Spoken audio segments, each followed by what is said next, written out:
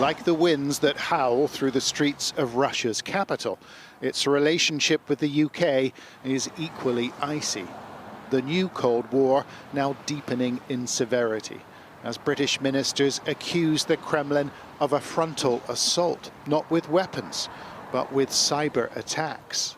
A unit within the Russian Federal Security Service, known as Center 18, has been behind sustained hostile cyber operations.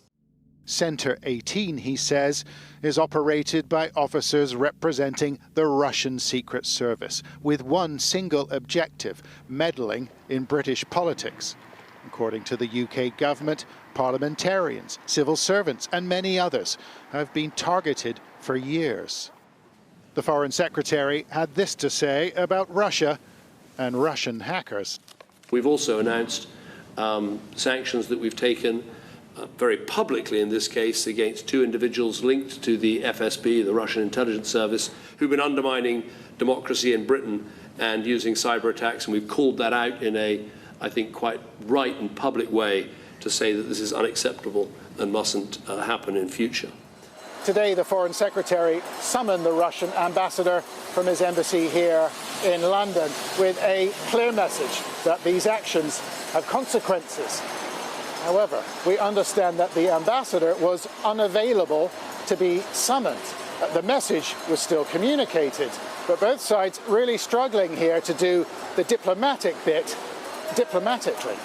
Hold it up, hold it up. This perhaps the best known example of a Russian hack.